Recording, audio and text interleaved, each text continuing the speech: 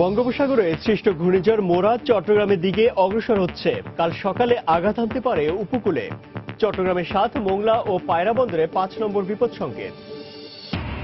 সামাজিক সুরক্ষা থেকে সামাজিক নিরাপত্তার দিকে দেশ কর্মসূচি আরও বেগবান করতে বাজেটে বরাদ্দ বাড়ানোর পরামর্শ।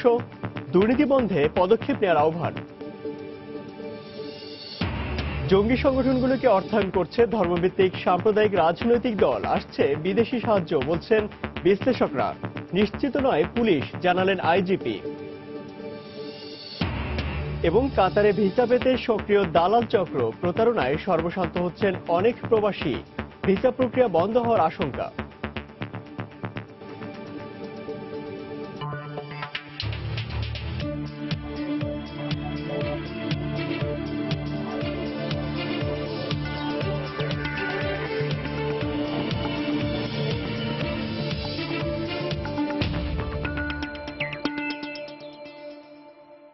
দেখছিলেন শিরোনাম। আমন্ত্রণ জানাচ্ছি দেশ ও দেশের বাইরে অর্থ বাণিজ্যের নানা খবর নিয়ে আমাদের নিয়মিত আয়োজন এসময় বাণিজ্যে। আর আপনাদের সঙ্গে আছে আমি ইমতিয়াজ আহমেদ। দর্শক, অর্থ বাণিজ্যের নিয়মিত খবর আগে শুরুতেই জানিয়ে দেব বঙ্গোপসাগরে সৃষ্ট ঘূর্ণিঝড় মোরার খবর। গভীর বঙ্গোপসাগরে সৃষ্ট ঘূর্ণিঝড় মোরা ধেয়ে আসছে চট্টগ্রাম উপকূলের দিকে। ঘূর্ণিঝড়টি কাল সকাল নাগাদ উপকূলে চট্টগ্রামের বন্দর অতিক্রম করতে পারে বলে জানিয়েছে আবহাওয়া অফিস। ঘূর্ণিঝড়ে ৪ থেকে ৫ ফুট উচ্চতার জলোচ্ছ্বাস হতে পারে বলে জানিয়েছে আবহাওয়া অফিস। আজ সকাল ৯টা পর্যন্ত চট্টগ্রাম বন্দর থেকে ৫২৫ কিলোমিটার দক্ষিণ দক্ষিণ পশ্চিমে, চট্টগ্রাম থেকে কক্সবাজার থেকে ৪৪৫ কিলোমিটার দক্ষিণ দক্ষিণ পশ্চিমে, মংলা বন্দর থেকে ৫৮০ কিলোমিটার দক্ষিণ এবং পায়রা বন্দর থেকে ৫১০ কিলোমিটার দক্ষিণে অবস্থান করছিল। ঘূর্ণিঝড়টি ঘন্টায় ১৮ কিলোমিটার গতিতে উত্তর দিকে অগ্রসর হচ্ছে। ঘূর্ণিঝড়টি ৫৪ কিলোমিটার মধ্যে বাতাসের একটানা গতিবেগ ৬২ কিলোমিটার থেকে ৮৮ কিলোমিটার পর্যন্ত বৃদ্ধি পাচ্ছে। ঘূর্ণিঝড়ের কারণে চট্টগ্রাম বন্দর ও কক্সবাজারে ৭ নম্বর বিপদ সংকেত এবং মংলা ও পায়রা বন্দর ৫ নম্বর বিপদ সংকেত দেখিয়ে যেতে বলা হয়েছে। এছাড়া সাগর উত্তাল থাকায় সব ধরনের মাছ ধরার নৌকা ও ট্রলারকে পরবর্তী নির্দেশ না দেওয়া পর্যন্ত নিরাপদ আশ্রয় থাকতে বলা হয়েছে। এদিকে চট্টগ্রাম বন্দর চ্যানেলে জাহাজ চলাচল বন্ধ ঘোষণা করেছে কর্তৃপক্ষ। পাশাপাশি জেটিতে থাকা সব জাহাজ সরিয়ে নিতেও বলা হয়েছে।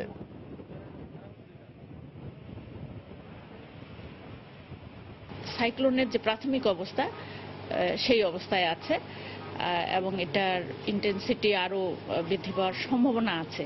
চট্টগ্রাম এবং কক্সবাজার সমুদ্র বন্দরকে আমরা ৭ নাম্বার বিপদ সংকেত দেখাতে বলেছি এবং এই অঞ্চলের যে সমস্ত উপকূলীয় জায়গা আছে, তাদের চর এবং দ্বীপাঞ্চল আছে, সেইগুলিকে আমরা ৭ নাম্বার বিপদ সংকেত দেখাতে বলেছি।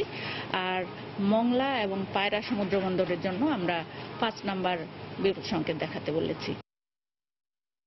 দর্শক, চট্টগ্রামের নেভাল একাডেমি এলাকায় আছেন রিপোর্টার কমল দে। ঘূর্ণিঝড়ের সবশেষ খবর জানতে সরাসরি চলে যাচ্ছি তার কাছে। কমল। ধন্যবাদ ইমতিয়াজ। পূর্ব মধ্য বঙ্গোপসাগর এবং তৎসংলগ্ন এলাকায় সৃষ্ট ঘূর্ণিঝড় মোরা উত্তর পূর্ব অর্থাৎ উত্তর পূর্ব দিকে অগ্রসর চট্টগ্রামের দিকে ধেয়ে আসছে বলে আবহাওয়া অফিস আমাদেরকে নিশ্চিত করেছে। আপনি জানেন যে গত ৩ থেকে ৪ দিন আগে উত্তর বঙ্গোপসাগরের এবং এলাকায় এই লঘুচাপ সৃষ্টি হয় এবং সুস্পষ্ট লঘুচাপটি ক্রমশ নিম্নচাপের রূপ নেয়। এরপর গত রাতে এটি ঘূর্ণিঝড়ের রূপ নিয়েছে এবং ঘূর্ণিঝড়ের রূপ নেওয়ার পর থাইল্যান্ডের নামকরণ করা হয় মোরা। আপনি জানেন যে ভারত মহাসাগর উপকূলবর্তী যে ৮টি দেশ রয়েছে, বাংলাদেশ ছাড়াও ভারত, পাকিস্তান, শ্রীলঙ্কা, মালদ্বীপ, ওমান এবং থাইল্যান্ড এবং মিয়ানমার, এই ৮টি দেশের পর্যায়ক্রমে যে জোটটি রয়েছে সেই জোটের থেকে নামকরণ করা হয় এবং সেই নামকরণ থেকে এবারে ঘূর্ণিঝড়টির নামকরণ করা হয়েছে মোরা এবং এটি থাইল্যান্ডের দেওয়া নাম। আর শেষ মুহূর্ত সকাল ৯টা পর্যন্ত কিন্তু যে মোরা ঘূর্ণিঝড়টি চট্টগ্রাম বন্দর থেকে আমরা দেখতে পাচ্ছি ৪৪৫ কিলোমিটার দক্ষিণ দক্ষিণ পশ্চিমে এবং মংলা সমুদ্র বন্দর থেকে ৫৮০ কিলোমিটার দক্ষিণ দক্ষিণ পূর্ব এবং পায়রা সমুদ্র বন্দর থেকে ৫১০ কিলোমিটার দক্ষিণ দক্ষিণ পূর্ব দিকে অবস্থান করছে। এটি আরো ঘনীভূত হয়ে উত্তর পূর্ব দিকে অর্থাৎ বিশেষ করে চট্টগ্রাম বন্দর বা চট্টগ্রাম কক্সবাজার উপকূলের দিকে ধেয়ে আসছে বলে আবহাওয়া অফিস আমাদেরকে জানিয়েছে। আবহাওয়া অফিস বলছে এটা আগামীকাল ভোর নাগাদ চট্টগ্রাম উপকূলবর্তী এলাকা এটা অতিক্রম করার কথা রয়েছে এবং বিশেষ করে এটি ঘন্টায় ১৮ কিলোমিটার গতিতে এগিয়ে আসছে। এরপর আমি বলি এটা বন্দরের দিকে, যেহেতু জানেন যে ঘূর্ণিঝড় সৃষ্টি চট্টগ্রাম বন্দরটি পাশে আছে, সে কারণে কিন্তু বন্দরে বিশেষ সতর্কতা নেওয়া হয়েছে। বিশেষ করে সকাল থেকে চট্টগ্রাম বন্দরে কোনো রকম জাহাজ প্রবেশ এবং জাহাজ প্রবেশ নিষিদ্ধ করা হয়েছে, বন্ধ করা হয়েছে এবং এর সাথে বন্দর চ্যানেলে যাতে কোনো রকম জাহাজ চলাচল না করে সেই ব্যাপারে নির্দেশনা দেওয়া হয়েছে। একই সাথে বন্দরে যে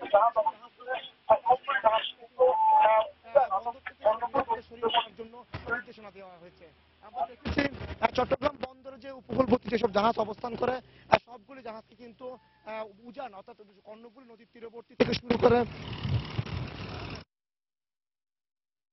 দর্শক, গভীর বঙ্গোপসাগরে সৃষ্ট ঘূর্ণিঝড় মোরা সবশেষ খবরাখবর জানাতে চট্টগ্রামের নেভাল একাডেমি থেকে আমাদের সঙ্গে যোগ দিয়েছিলেন সহকর্মী কমল দে। ধর্মভিত্তিক সাম্প্রদায়িক রাজনৈতিক দলগুলো অর্থায়ন করছে জঙ্গি সংগঠনগুলোকে, এছাড়া বিদেশি সাহায্য পাচ্ছেন তারা। জঙ্গি অর্থায়ন সম্পর্কে এমন মত নিরাপত্তা বিশ্লেষকদের, তবে পুলিশ মহাপরিদর্শক বলছেন জঙ্গি অর্থায়নের উৎস সম্পর্কে এখনো পুরোপুরি নিশ্চিত হতে পারেননি তারা। খান মোহাম্মদ রুমেলের রিপোর্ট।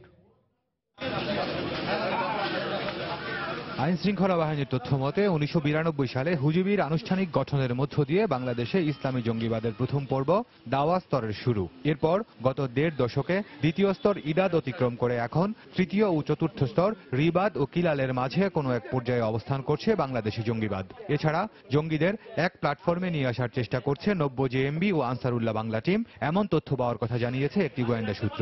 সম্প্রতি আইন শৃঙ্খলা বাহিনীর জঙ্গি বিরোধী অভিযানে মিলেছে বিপুল পরিমাণ অস্ত্র ও বিস্ফোরক। এসব অস্ত্র গোলাবারুদ সংগ্রহ ও সাংগঠনিক কার্যক্রম চালাতে প্রয়োজন বিপুল অর্থ।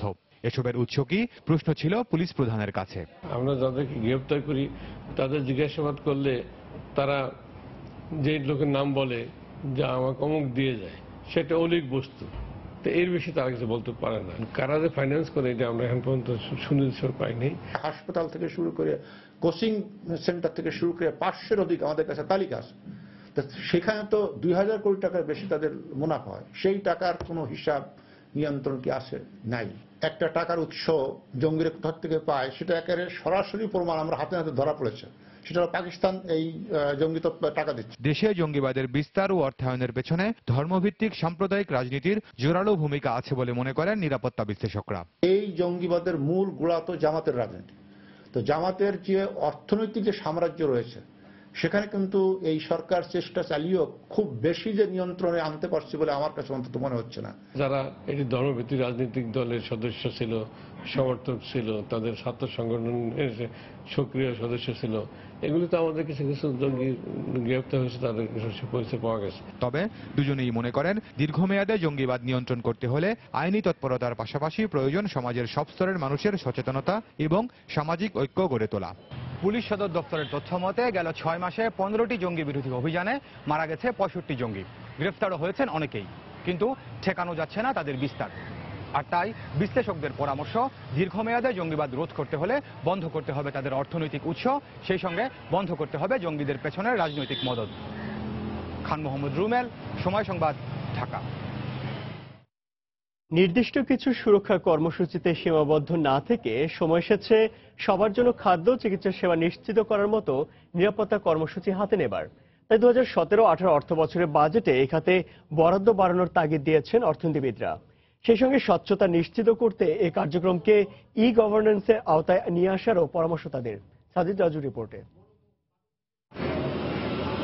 দেশের দারিদ্র্য সীমার নিচে বসবাস করে কমপক্ষে 4 কোটি মানুষ। বাংলাদেশ পরিসংখ্যান ব্যুরোর তথ্য বলছে মোট জনসংখ্যার প্রায় 8% মানুষ বয়স্ক। বিশ্ব স্বাস্থ্য সংস্থার মতে প্রতিবন্ধী মানুষের সংখ্যা 1,70,00,000, যা মোট জনসংখ্যার 10%। এর বাইরেও আছে বিধবা, স্বামী পরিত্যক্তা সহ পিছিয়ে পড়া জনগোষ্ঠী। আর এদের ন্যূনতম মৌলিক চাহিদা মেটাতেই চলছে সরকারের 145টি সামাজিক সুরক্ষা কার্যক্রম।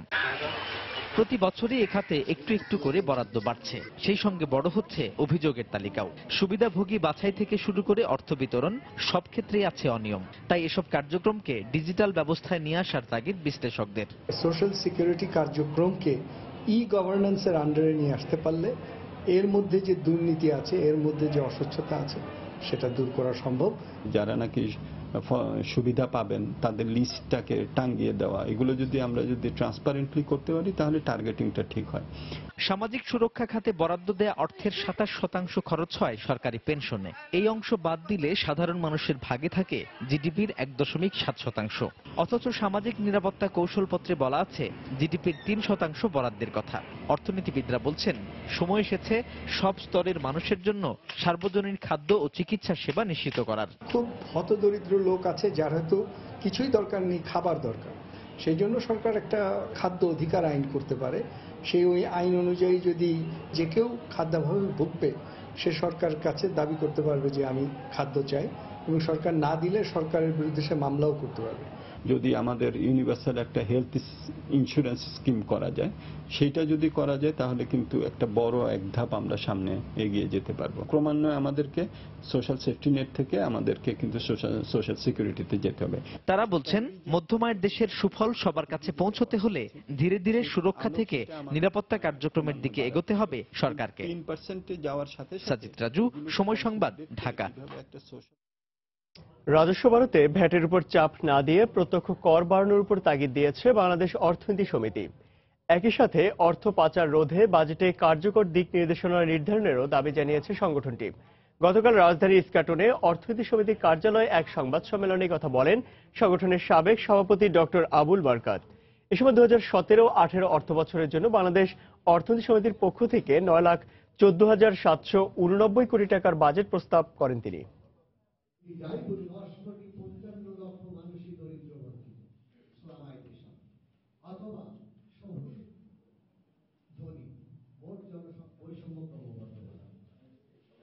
আমরা প্রত্যক্ষ কর বাড়ানোর পক্ষে, পরোক্ষ কর আমরা পরোক্ষ করের পক্ষে না।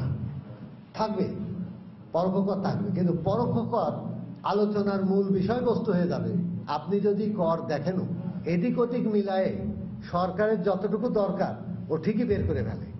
অতএব 15 থেকে কমায় যদি 12 করে আর ওই 3%-এর কারণে যেটা লুজ করছে ও আর এক জায়গা থেকে নিয়ে নেবে।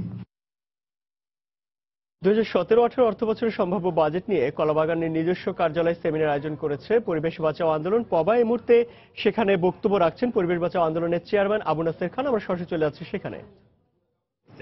যেমন ধরুন পরিবেশ অধিদপ্তরে তার কি ভূমিকাটা হওয়া উচিত, সেটার জন্য একটা মাস্টার প্ল্যান কি কি থাকা দরকার আপনারা কি মনে করেন? পরিবেশ অধিদপ্তরের মূল কাজই হলো যে পরিবেশ আমরা যে উন্নয়ন সাধন করতেছি, বিভিন্ন প্রকল্প হোক, প্রকল্প ছাড়া হোক, যে গভর্নমেন্টের হোক, বেসরকারিভাবে হোক, যে আমরা উন্নয়ন সাধন করার জন্য প্রয়াস দিচ্ছি, সেই কার্যক্রমগুলা যাতে পরিবেশ সম্মত হয় সেই জন্যই রেগুলেটরি বডি হিসেবে পরিবেশ অধিদপ্তর। যেমন ধরুন পরিবেশ অধিদপ্তর কাজ কি? পানি দূষণ নিয়ন্ত্রণ করা, কি কাজ? শব্দ দূষণ নিয়ন্ত্রণ করা, কি কাজ? যে ধরুন ইটের ভাটার কার্যক্রম, বাতাস দূষণটা নিয়ন্ত্রণ করা। এরকম প্রত্যেকটা বিষয়েই তার একটা কার্যক্রম থাকা দরকার। অর্থাৎ পরিবেশ অধিদপ্তরের একটা মাস্টার প্ল্যান থাকবে, পরিবেশ অধিদপ্তরের একটা মাস্টার প্ল্যান থাকবে।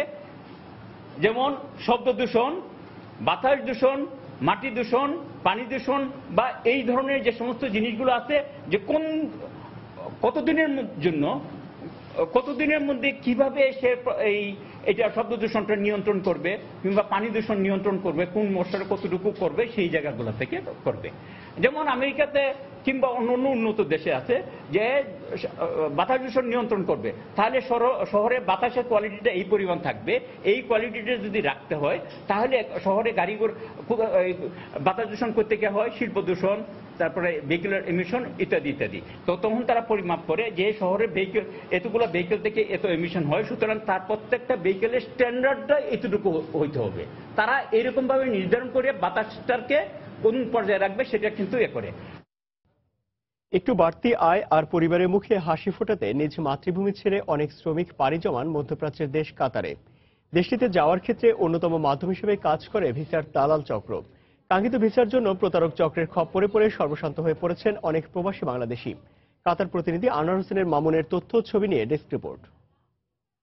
আমার ছেলে এবং আমার ভাতিজার জন্য 2টা ভিসা নিয়েছিলাম। ভিসা নেওয়ার পরে আমাকে ভিসাগুলা হাতে দেয়, আমি টাকাগুলা তাকে দিয়া থাকি।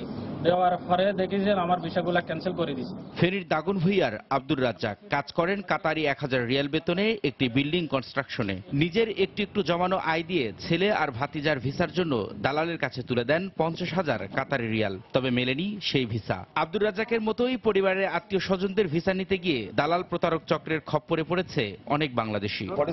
সাজার নাম বক্তপুর গ্রামর অত 2 ভিসা লইলাম, ওরা দিলাম 20,000 রিয়াল। 20,000 রিয়াল দেওয়ার পরে দিয়ে 1 সপ্তাহ পর্যন্ত টিন করতে গিয়ে ও ভিসা ক্যান্সেল করে দিয়ে।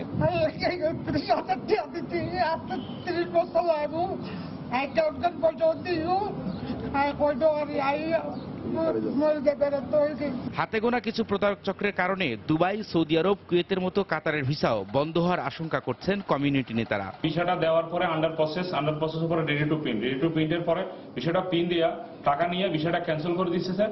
এটার কারণে আমাদের দেশের মানুষের অনেক ক্ষতি হচ্ছে।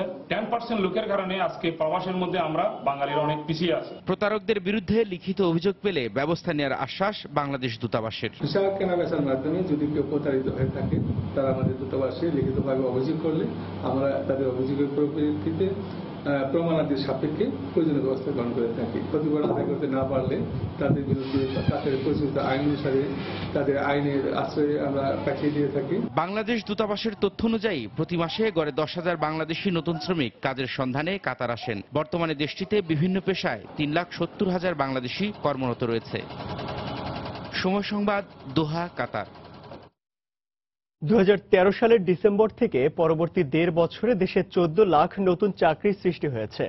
বর্তমানে দেশে মোট শ্রমশক্তি 6,21 লাখ, এর মধ্যে 26 লাখ বেকার। তবে 2013 সালের তুলনায় শ্রমশক্তি 4% হারে বেড়েছে।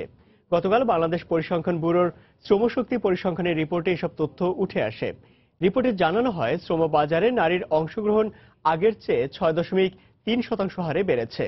বাইরে কাজ না করে বিনামূল্যে গৃহশ্রমের সঙ্গে যুক্ত ছিলেন এমন মানুষের সংখ্যা কমেছে 18% হারে। 2013 সালে এর সংখ্যা যেখানে ছিল 1,60,00,000, বর্তমানে এর সংখ্যা কমে হয়েছে 86 লাখ। প্রতিবেদনে উল্লেখ করা হয়, উৎপাদনশীল খাতের 52% শ্রমিক কাজ করে পোশাক খাতে এবং 32% টেক্সটাইল শিল্পে। তবে এই শ্রমশক্তির 3 নেই কোনো প্রাতিষ্ঠানিক শিক্ষা। প্রতিবেদনে উঠে আসে, উচ্চশিক্ষিত যুবক তরুণ সবচেয়ে বেশি চাকরি ঝুঁকির মধ্যে আছে।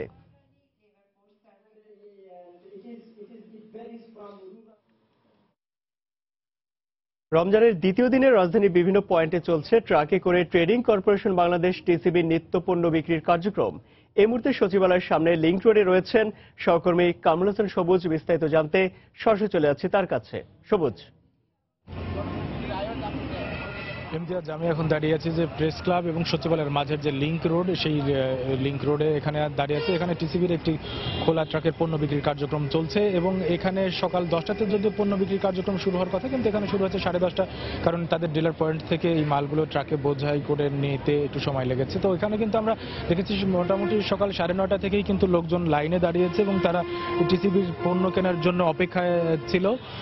এখন তারা এখানে পণ্য নিচ্ছেন এবং তাদের কিন্তু একটা দাবি আছে। সেই দাবিটা হচ্ছে ট্রাকটা যদি আরো বেশি জায়গায় দেয়া থাকতো তাহলে হয়তো দূর থেকে বা অন্য জায়গা থেকে এখানে আসতে হতো না। এবং যে কথাটা তারা প্রথম থেকেই কিন্তু এই ট্রাক সেলের প্রথম থেকেই বলে আসছেন যে পণ্য আসলে পর্যাপ্ত না, যে পণ্য আসে সেটা হয়তো দেখা যায় দুপুরের পরপরই শেষ হয়ে যায়। তো অনেকেই বলছেন যে তারা গতকালকে লাইনে দাঁড়িয়েছিলেন এবং বেশ কিছুক্ষণ 2 ঘন্টার মতো লাইনে দাঁড়িয়ে থাকার পরে যখন সিরিয়ালে পেয়ে এসেছেন তখন তিনি কিন্তু পণ্যটা পাননি, অর্থাৎ তার সিরিয়াল আসার আগে কিন্তু পণ্যটা শেষ হয়ে গেছে। তো এই দাবিগুলো আছে। এছাড়া কিন্তু তাদের যে পণ্যের মান নিয়ে যে তাদের অভিযোগ সেটা নেই এবং তারা অনেকটাই কিন্তু স্বতঃস্ফূর্তভাবে কিনতে আসেন, কারণ বাজারের চেয়ে কিন্তু প্রত্যেকটা পণ্যই এখানে বেশ কম দামে। তারা রেগুলার বাজারে যান, সেই বাজারের চেয়ে কিন্তু কম দামে, যার জন্য তারা কিন্তু সকাল সকালে এসে অপেক্ষা করেন এই পণ্য কেনার জন্য। তো আমরা এখানে একজন এই ট্রাকের যে প্রতিনিধি আছেন তার সাথে একটু কথা বলে পণ্য বিক্রির কার্যক্রম সম্পর্কে একটু জানার চেষ্টা করব। একটু আমাদের সাথে একটু কথা বলবেন, একটু আমরা সরাসরি কানেকশনে আছি, একটু বলবেন। এখানে পণ্য সবাই বলে একটু পরিমাণে কম থাকে, শেষ হয়ে যায়, সে ব্যাপারে কিছু বলবেন? পরিমাণে যেটা টিসিবি বরাদ্দ আমাদের দিচ্ছে যেটা, সে পণ্যটা পরিমাণ আসলেই কম। চাহিদা এইখানে এই জায়গায় চাহিদার তুলনায় কম। মানে 400 কেজি চিনি, 300 কেজি ডাল, 600 কেজি ছোলা, বা তেলের দরকার এখানে বেশি পাইছি 200 কেজি, 200 লিটার। তো 200 লিটার তো ধরেন কয়জন লোকে পায়? 20 জন লোকে। আপনারা কি এটা জানান, টিসিবিকে জানান? অবশ্যই জানানো আছে, রিপোর্ট নেওয়া আছে, রিপোর্ট করা আছে। আচ্ছা, ইমতিয়াজ, আমরা এক প্রতিনিধির সাথে কথা বললাম। তিনি জানাচ্ছিলেন যে আসলে যে চাহিদা, যেখানে অনেক জায়গাতে অনেক চাহিদা থাকে, সেই চাহিদা মোতাবেক পণ্য সরবরাহ করা হচ্ছে না।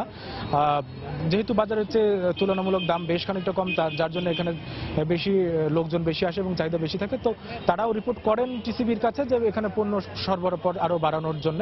তো ইমতিয়াজ, যেখানে এই দ্বিতীয় রমজানে টিসিবির খোলা ট্রাকে পণ্য বিক্রির কার্যক্রমের এই ছিল এখনকার মতো। দর্শক, রমজানের দ্বিতীয় দিনে রাজধানী বিভিন্ন পয়েন্টে চলছে ট্রাকে করে ট্রেডিং। কর্পোরেশন বাংলাদেশ টিসিবির নিত্য পণ্য বিক্রি আর সে খবরাখবর জানাতে আমাদের সঙ্গে যোগ দিয়েছিলেন সচিবালয় এলাকা থেকে সহকর্মী কামরুল হাসান সবুজ। এদিকে গতকাল রোজার প্রথম দিনে রাজধানীর বাজারে ঘন্টা ব্যবধানে চিনির দাম বেড়েছে কেজিতে 10 টাকা পর্যন্ত। লাগামহীন দাম নিয়ন্ত্রণে নেই কারো, বাধ্য হয়ে অসহায় ক্রেতারা একরকম জিম্মি হয়ে পড়েছেন ব্যবসায়ীদের কাছে। পাইকারি ব্যবসায়ীরা এর দায় দিচ্ছেন অসাধু সিন্ডিকেটের ওপর। শুধু চিনি নয়, ইফতারের অনুষঙ্গ চিরা, মুড়ি আর খেজুরেরও দাম বেড়েছে একদিনের ব্যবধানে। তবে স্বাভাবিক রয়েছে ছোলা ও ভোজ্য তেলের দাম। মামুন আব্দুল্লাহর রিপোর্ট। রোজার প্রথম দিনের দুপুর 3:30টায় কাউরান বাজারের চিত্র এটি। কয়েকটি চিনির গোডাউনে ব্যবসায়ী টেলিভিশন ক্যামেরার উপস্থিতি টের পেয়ে দোকান থেকেই উধাও। ক্রেতা আছেন, দোকানে বস্তায় বস্তায় চিনিও আছে কিন্তু বিক্রেতা নেই। আবার অন্য দোকানে বিক্রেতা আছেন কিন্তু চিনি নেই। একই বাজারে ব্যবসায়ীদের বক্তব্য ভিন্ন ভিন্ন। পাইকাররা অভিযোগ করছেন ডিলাররা চিনি সরবরাহ করছেন না। মার্কেটে চিনি নাই, চিনি ক্রাইসিস। আর যাদের 2-1 কাছে আছে এরা উপরে বা গোডাউনে মজুত রেখে 1 পিস 2 পিস করে বিক্রি করে 3800 টাকা দাম। 70 টাকা কেজি গতকাল কেউ গেছে, আজকে 76 টাকা করে কেজি কিনা চলতেছে। তারা বড় বড় ডিউ করতেছে, ওরা বলতেছে যে চিনি নাই মার্কেটে, মেইলে সিরিয়াল দেওয়া রাখছে যে এখন ডিউ কিনলে আপনারা 15-20 দিন 1 মাস পরে পাবেন। চাহিদা সরবরাহের তফাতের কারণেই ক্রমান্বয়ে বাড়তেছে। না আমাদের কাছে সরবরাহ পর্যাপ্ত থাকলে এই অবস্থা হয় না। ওই যে আমার সামনে চিনি থাকে, আপনি দেখেন না। পুরো রোজার মাসে চিনির চাহিদা 2 লাখ মেট্রিক টন। গত 3 মাসে গড়ে প্রতি মাসে 2.25 লাখ টন করে চিনি আমদানি হচ্ছে। এ মাসে 3টি জাহাজে 1,70,000 টন অপরিশোধিত চিনি আমদানি হয়েছে। মিলারদের তথ্য মতে মিল গেটে চিনি বিক্রি হচ্ছে 58 থেকে 60 টাকায়। বাণিজ্য মন্ত্রণালয়ও সরবরাহ ঘাটতি নেই নিশ্চিত করেছে। তাহলে হঠাৎ একদিনেই চিনির দাম 10 টাকা বাড়ার কারণ কি? ক্রেতাদের অভিযোগ সঠিক বাজার মনিটরিং না থাকাই এর কারণ। এই হারে দাম চাচ্ছে ওরা, ধরুন 70 টাকা প্যাকেট 76 টাকা বিক্রি করতেছে। বাজারে আসার পরে কোনো মনিটরিং দেখিই নেই। এদিকে একই চিত্র চিরা, মুড়ি, খেজুর ও গুড়ের বাজারে। একদিনের ব্যবধানে কেজিতে 10 টাকা দাম বেড়েছে এসব পণ্যের। মুড়ি চাই 120 টাকা কেজি, গুড় চাই 150 টাকা কেজি, চিরা নিলাম 75 টাকা কেজি। দাম কম বেশি যাই হোক দরকার নিতে আসলাম যাত্রী। তবে রমজানের অন্যান্য অনুষঙ্গ ছোলা, তেল, ডাল সহ বেশ কিছু পণ্যের দাম রয়েছে স্বাভাবিক। মামুন আব্দুল্লাহ, সময় সংবাদ, ঢাকা। এই সময় বাণিজ্যে আরো থাকছে। খারাপ আবহাওয়ায় ব্রাহ্মণবাড়িয়ার 2 উপজেলায় লিচুর ফলন বিপর্যয়। কৃষি বিভাগের পরামর্শ না পাওয়ার অভিযোগ বাগান মালিকদের।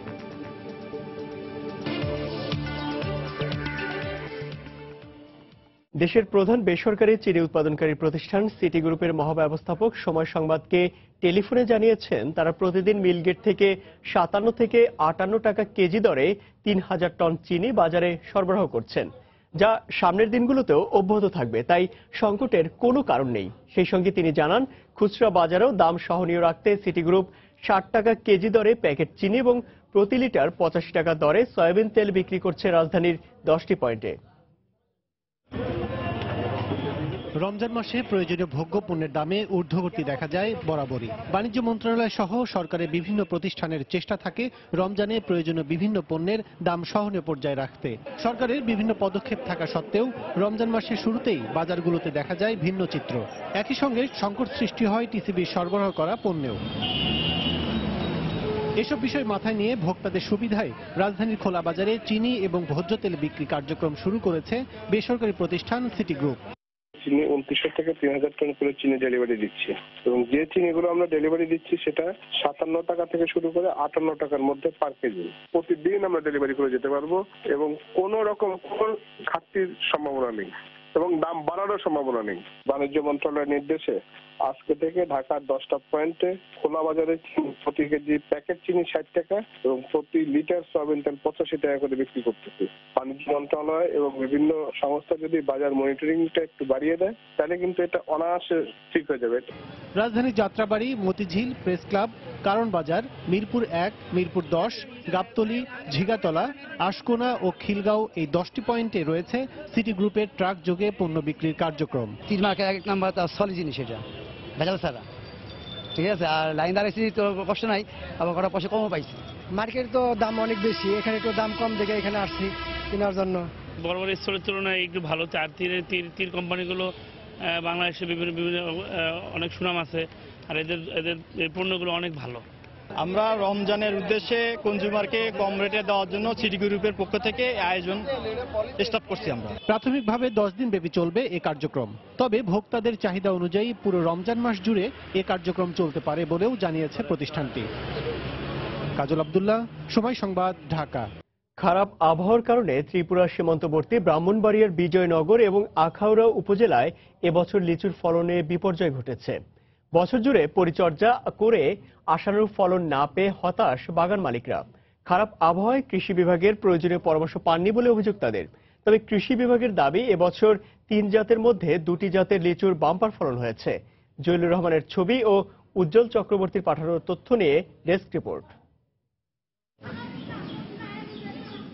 ব্রাহ্মণবাড়িয়ার সীমান্তবর্তী উপজেলা বিজয়নগর ও আখাউড়ার বাগানে নেই থোকায় থোকায় লিচু। প্রতি বছর এ জনপদের গাছে গাছে ঝুলে থাকে পাটনাইয়া, চায়না 3 ও বোম্বাই জাতের রসালো লিচু। চৈত্রের তীব্র তাপদাহে লিচুর মুকুল নষ্ট হয়ে ফলন বিপর্যয় ঘটেছে বলে জানান বাগান মালিকরা। বৈরী আবহাওয়ায় কৃষি বিভাগের প্রয়োজনীয় পরামর্শ পাননি বলেও অভিযোগ তাদের। গরম হাওয়া হয়েছে, হাওয়ার কারণে ফল অনেক কম পাইছি।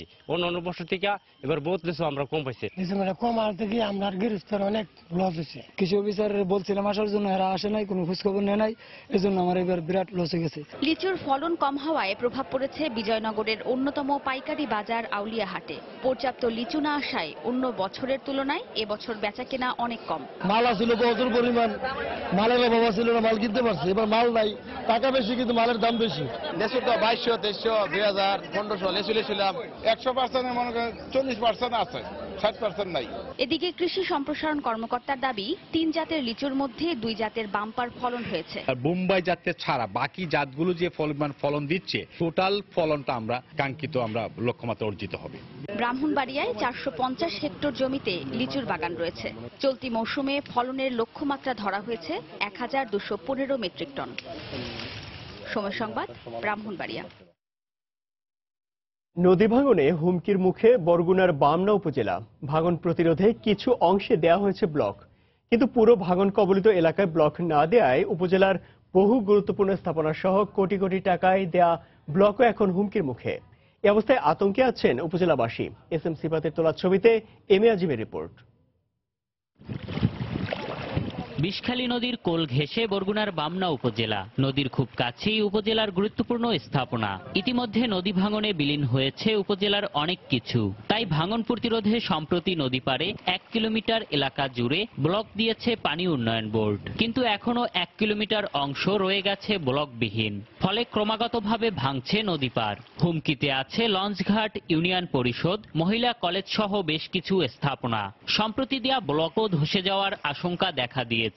এদিকে আরো অনেক বাড়তি ছিল কুল, কিন্তু ভাঙিয়ে গেছে, এখন তো ভিতরে ঢুকতে আছে। শহরটি এখন প্রায় বলতে গেলে এই নদীর গর্ভে বিলীন হওয়ার পথে, কারণ আমাদের উপজেলা সদর একদম কাছে। দ্রুত এই ব্লকের ব্যবস্থা না হয় তাহলে এই যে শিক্ষা প্রতিষ্ঠান এবং মানুষ, এদের বেহাল দশা এবং কান্না ছাড়া আর কোনো গতি নেই। তবে পানি উন্নয়ন বোর্ডের এই কর্মকর্তা জানালেন, আরো 300 মিটার ব্লক দিতে দাপ্তরিক কার্যক্রম শুরু করেছেন তারা। অনেকগুলো এটার মনিটরিং পয়েন্ট আছে, যার কারণে খুব সহজেই ইচ্ছা করলেই আমরা একটা কাজ হাতে নিতে নেওয়া মুশকিল। প্রকল্প পরিচালক মহোদয়কে রিকোয়েস্ট করেছি, সম্মতি দিয়েছেন এবং কনসালটেন্টেরও সম্মতি দিয়েছেন। প্রায় 1 কিলোমিটার অংশে ব্লক দিতে পানি উন্নয়ন বোর্ডের 25 কোটি টাকা ব্যয় হয়েছে। আরো 300 মিটার ব্লক দিতে প্রায় 7 কোটি টাকা খরচ হবে বলে জানিয়েছে পানি উন্নয়ন বোর্ড। এম এ আজিম, সময় সংবাদ, বরগুনা। মাদারীপুরের রাজৈরে শুরু হয়েছে 3 দিনের কুম্ভ মেলা। পুণ্য লাভের আশায় গণেশ পাগলের এ মেলায় জড়ো হন দেশের বিভিন্ন জেলার হাজার হাজার ভক্ত। মেলাকে ঘিরে পুরো মাঠ জুড়ে সারি সারি দোকানে পাওয়া যাচ্ছে পছন্দের সব জিনিসপত্র। শান্তিপূর্ণভাবে এ মেলা সম্পন্ন করতে নেওয়া হয়েছে পর্যাপ্ত নিরাপত্তা ব্যবস্থা। সঞ্জয় কর্মকার অভিজিতের পাঠানো তথ্য ও শাহাদাত আকনের ছবি নিয়ে ডেস্ক রিপোর্ট। মাদারীপুরের রাজৈরের কদমবাড়িতে শুরু হয়েছে 3 দিনব্যাপী কুম্ভ মেলা। দেশের বিভিন্ন জেলার ভক্তদের পাশাপাশি ভারতের সাধুরাও আসেন এ মেলায়। নানা রকমের বাদ্যযন্ত্র বাজিয়ে নেচে গেয়ে গণেশ পাগলের আরাধনায় মগ্ন হন ভক্তরা। পাগলের সেবাশ্রমের চারপাশে 365 বিঘা জমিতে নতুন 108টি মন্দির নির্মাণ কাজ দেখতেও অনেকে আসেন এখানে। মেলাকে ঘিরে পুরো মাঠ জুড়ে বসেছেন নানা পণ্য নিয়ে দোকানিরা। সুলভে প্রয়োজনীয় জিনিসপত্র পাওয়ায় খুশি ক্রেতারাও। পুণ্য অর্জনের আশায় মূলত আমরা এখানে আসি।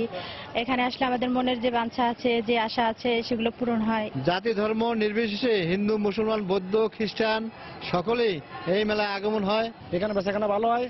আমরা প্রায় 2 লাখ টাকার মতো মাল বেচাকেনা করি এখানে। আশা করি এবছরও ভালো হবে বেচাকেনা। আয়োজক কমিটি জানায় ভক্তদের সুবিধার্থে পুরো মাঠ জুড়ে সার্বক্ষণিক বিদ্যুৎ ব্যবস্থা চালু রাখা হয়েছে। এই মেলা মাঠে যে সার্বক্ষণিক যে নিরাপত্তা, সেটা আমাদের যে স্বেচ্ছাসেবক রয়েছে তারা সার্বক্ষণিক টহল দিতেছে এবং সাথে প্রশাসনিক সহযোগিতা আমরা এই কাজটা করতেছি। হাজার হাজার মানুষের পদচারণায় মুখর এই মেলা সুষ্ঠু ও শান্তিপূর্ণ করতে 3 স্তরের নিরাপত্তার কথা জানিয়েছে পুলিশ। সাদা পোশাকের পুলিশ থাকবে, আমাদের পোশাকি পুলিশ থাকবে, এছাড়া গোয়েন্দা বিভাগের লোক থাকবে, এছাড়া অন্যান্য এজেন্সির লোক থাকবে। আমরা আশা করতেছি কোনো ধরনের অপ্রীতিকর ঘটনা ঘটবে না। জ্যৈষ্ঠ মাসের প্রথম অমাবস্যায় 13 জন সাধু 13 কেজি চাল এবং 13 টাকা নিয়ে 13ই জ্যৈষ্ঠ সাধু ও সিদ্ধিদাতা মহামানব গণেশ পাগলের নামে 135 বছর আগে এই মেলার আয়োজন করেন স্থানীয়রা। শনিবারে শুরু হওয়া এই মেলা চলবে সোমবার পর্যন্ত। সময় সংবাদ, মাদারীপুর। দেশে বাইরে অর্থ বাণিজ্যের খবর। যুক্তরাষ্ট্রের পশ্চিমাঞ্চলীয় রাজ্য ক্যালিফোর্নিয়ায় ফসল ও সবজি উৎপাদনের খামারগুলোতে শ্রমিক সংকট চলছে। খামার মালিকরা চাষাবাদের জন্য মেক্সিকান শ্রমিকদের উপর নির্ভরশীল হলেও অবৈধ শ্রমিকদের বিরুদ্ধে ট্রাম্প প্রশাসনের ধরপাকড় অভিযান ও কড়াকড়ি আরোপের ফলে বিপাকে পড়েছেন খামারিরা। এ অবস্থায় কৃষিখাতে উৎপাদন ধরে রাখতে মেক্সিকোর শ্রমিকদের জন্য স্বল্পমেয়াদী ভিসা প্রক্রিয়া আরও সহজ করার আহ্বান জানিয়েছেন তারা। প্রশান্ত মহাসাগরীয় উপকূলের কাছাকাছি ক্যালিফোর্নিয়ার স্যালিনাস ও কিং শহর দুটি সবজি উৎপাদনের জন্য সালাদ বোল অব দ্য ওয়ার্ল্ড নামে পরিচিত। বিস্তীর্ণ অঞ্চল জুড়ে এই উর্বর জমিতে প্রায় সারা বছরই নানা সবজি ও ফসলের চাষ করেন স্থানীয় খামারিরা। যুক্তরাষ্ট্রের প্রায় সবকটি শহরের সুপার শপ ও রেস্টুরেন্টগুলোতে সবজির যোগান আসে ক্যালিফোর্নিয়ার এই অঞ্চল থেকেই। স্থানীয় শ্রমিকেরা ক্রমেই কৃষি ছেড়ে অন্য পেশায় চলে যাওয়ায় কয়েক দশক ধরে এখানকার চাষাবাদ মেক্সিকান শ্রমিকদের উপর নির্ভরশীল। কিন্তু প্রেসিডেন্ট ট্রাম্প দায়িত্ব নেওয়ার পর মেক্সিকো সীমান্তে কড়াকড়ি আরোপ ও বৈধ কাগজপত্রহীন শ্রমিকদের ধরপাকড়ের অভিযান শুরু হওয়ায় অনেকেই গা ঢাকা দিয়েছেন। এছাড়া অবৈধ শ্রমিকদের নিয়োগ না দিতে খামারিদেরও সতর্ক করেছে প্রশাসন। এই অবস্থায় কয়েক মাস ধরে শ্রমিক সংকটে পড়েছেন খামারিরা। আমি 30 বছর ধরে চাষাবাদ করছি। এমন সংকটে আগে কখনো পড়িনি। স্থানীয়দের না পেয়ে বাধ্য হয়ে মেক্সিকো থেকে শ্রমিক আনতে হয় আমাদের। শ্রমিকদের স্বল্প মেয়াদী ভিসার ক্ষেত্রে সরকার কিছু নীতিমালা শিথিল করলে আমরা উপকৃত হব। এখানকার খামারগুলোতে সাধারণত নির্দিষ্ট মৌসুমের কৃষিকাজের জন্য স্বল্পমেয়াদী শ্রমিক ভিসা H2 এর মাধ্যমে মেক্সিকো থেকে শ্রমিক আনা হয়। কিন্তু ট্রাম্প প্রশাসনের কৃষিমন্ত্রী কিংবা শ্রমমন্ত্রী হিসেবে এখনো কেউ নিশ্চিত না হওয়ায় এই দুটি বিভাগের কাজে গতি আসেনি। ফলে বিদেশি শ্রমিক আনার ক্ষেত্রেও খামার মালিকদের বিড়ম্বনায় পড়তে হচ্ছে। ক্যালিফোর্নিয়ার এই কৃষি খামারগুলোতে বাসস্থান ও পরিবহন সুবিধার পাশাপাশি প্রতি ঘন্টায় কাজের জন্য শ্রমিকদের $12 করে দেয়া হয়। ট্রাম্প মেক্সিকানদের প্রতি ক্ষুব্ধ হলেও প্রতিবেশী দেশটিতে কাজের এই সুযোগ তাদের জন্য বেশ লোভনীয়। আমরা প্রেসিডেন্ট ট্রাম্পকে দেখাতে চাই মেক্সিকান শ্রমিকরা খুবই পরিশ্রমী। তারা যথাযথ শ্রম দিয়ে এদেশ থেকে অর্থ নেয়। এখানে আমরা একদিনে যা আয় করতে পারি তা মেক্সিকোতে এক সপ্তাহেও সম্ভব নয়। এখানকার আয় দিয়ে আমি মেক্সিকোতে নিজের বাড়ি করেছি, জমি কিনেছি। প্রেসিডেন্ট ডোনাল্ড ট্রাম্প দায়িত্ব নেওয়ার পর থেকেই দেশীয় উৎপাদন বৃদ্ধি ও মার্কিনদের জন্য কর্মসংস্থানের কথা বলে আসছেন। শিল্প খাতের পুনর্জাগরণে কর্পোরেট কর কমানো সহ নানা উদ্যোগ নিলেও কৃষি খাতের উন্নয়নে কোনো পরিকল্পনার কথা জানাননি তিনি। এই অবস্থায় কৃষি খামারগুলোতে পর্যাপ্ত শ্রমিকের যোগান নিশ্চিত করতে ভিসা ব্যবস্থা সহজ না করলে উৎপাদনে নেতিবাচক প্রভাব পড়বে বলে জানিয়েছেন খামার মালিকেরা। দেলোয়ার হোসেন, সময় সংবাদ। কর্মসংস্থানের দাবিতে স্পেনে মাদ্রিদে বিক্ষোভ করেছে কয়েক হাজার মানুষ। সরকারিভাবে কর্মসংস্থান সৃষ্টি ও বেকার সমস্যা দূরীকরণের দাবিতে মাদ্রিদের রাস্তায় বিক্ষোভ করেন সাধারণ মানুষ। বিক্ষোভকারীরা বলেন, কর্মসংস্থানের অভাবে প্রতিদিনই বেকার হয়ে পড়েছে শত শত শিক্ষিত যুবক, যার কারণে সামাজিক অবক্ষয় ও দারিদ্র্যসীমা বেড়ে চলছে। দেশটির পরিসংখ্যান দপ্তরের হিসেব অনুযায়ী মোট জনসংখ্যার 18.75% মানুষ বর্তমানে বেকার অবস্থায় রয়েছে। ইউরোপের দেশগুলোর মধ্যে বেকার সমস্যা স্পেনে দ্বিতীয় দেশ হিসেবে ধরা হয়।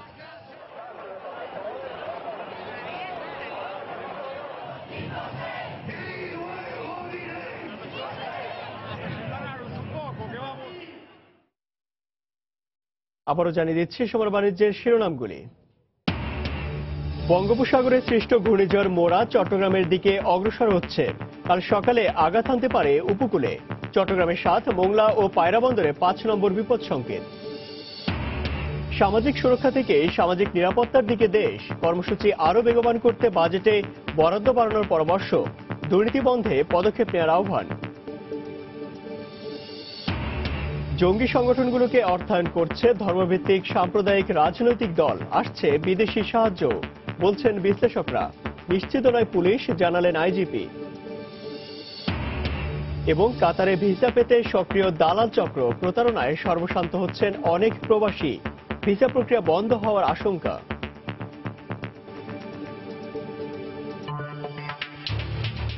এই ছিল সময় বাণিজ্যে। যে কোনো খবর পেতে ভিজিট করুন সময়নিউজ.tv আর সঙ্গে থাকুন সময়।